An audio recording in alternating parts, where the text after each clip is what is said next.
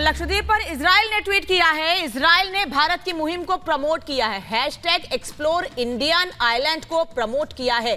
लक्षद्वीप को इजराइल ने प्रमोट किया है। भारत के साथ मिलकर काम करने की बात भी कही है। लक्षद्वीप में कल से प्रोजेक्ट पर शुरू होगा काम। इजराइल ने लक्षद्वीप से जुड़ी कुछ तस्वीरें भी शेयर की हैं। एक तरफ प्रधानमंत्री नरेंद्र मोदी जब लक्षद्वीप गए थे, उनकी तरफ से भी कुछ तस्वीरें ट्वीट करके ये कहा गया था कि आप इन जगहों पर जा सकते हैं, लक्षद्वीप की इन जगहों को एक्सप्लोर कर सकते हैं।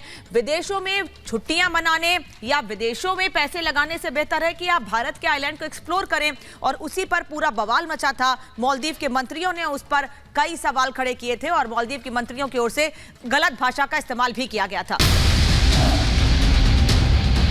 मंदिर का रास्ता मानसिक गुलामी का रास्ता होता है और फिर स्कूल का रास्ता प्रकाश का रास्ता दिखाता है। बीमार पड़ोगे, अस्पताल जाओगे कि मंदिर जाओगे?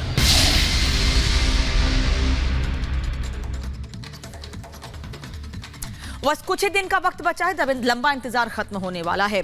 तमाम राम भक्त खुश हैं कि भगवान राम मंदिर में विराजित होने वाले हैं, लेकिन विपक्ष इतना बौखला गया है कि लगातार एक के बाद एक बयान दिए जा रहे हैं। और सबसे ज्यादा दिक्कत भगवान राम का मंदिर बनने और भगवान राम के मंदिर में बैठने से दिक्कत किसी को हो रही हो तो वो है बिहार की पार्टी आरजेडी। पहले डिप्टी सीएम बयान देते हैं, फिर उनके मंत्री और उन्हीं की पार्टी की विधायक भी बयान दे रही हैं। आखिर दिक्कत क्या है, ये सवाल उठ रहा है।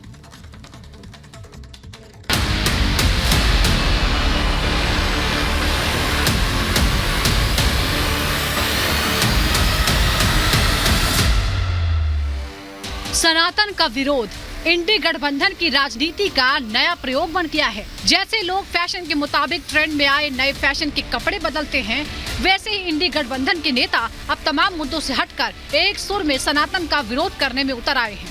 खासकर बिहार में राष्ट्रीय जनता दल के नेता जिस तरह से राम मंदिर विरोधी बयान दे रहे हैं, उसे देखकर ये पुख्ता यकीन हो चला है कि सनातन विरोध का ये स्वर अब आरजेडी के सियासी डीएनए में उतर गया है। क्योंकि अभी बिहार के शिक्षा मंत्री चंद्रशेखर के बयान से उबलता प्रदेश का सियासी पारा ठंडा भी नहीं पड़ा था कि अब गया के अतरी से विधायक अजय यादव ने राम मंदिर को लेकर ऐसा भड़काऊ बयान दे दिया कि इस पूरे मुद्दे में सियासी उबाल आना तय है।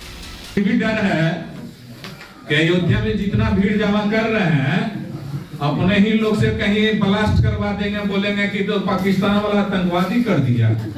ये मुसलमान लोग का सब देन है, डर ये भी है।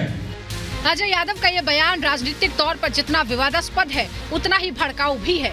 क्योंकि अजय यादव ने पीएम पर एक निजी हमला किया है। बावजूद इसके बीजेपी गया के अतरी से आरजेडी विधायक अजय यादव के इस बयान को ज्यादा तूल नहीं दे रही। बीजेपी का बस यही कहना है कि बाबर बिरादरी की ये बौखलाहट इस बात का प्रतीक है कि सब बौखला गए हैं। बाबरी बिरादरी की बौखलाहट जो है, और उस बाबरी बिरादरी की बौखलाहट और बयान बहादुरी इस बात का प्रतीक है कि ये लोग आज बौखलाए हुए हैं। इन्हें खुशी नहीं है बल्कि कुंठा है, और इसलिए भ्रम का माहौल, भय का माहौल पैदा करने की कोशिश कर रहे हैं। इससे ज्यादा हालांकि इसमें कोई शक नहीं है कि राम मंदिर के प्राण प्रतिष्ठा कार्यक्रम को लेकर बीजेपी सरकार ने जिस तरह की तैयारियां की है, पूरा देश इस खुशी में झूम रहा है।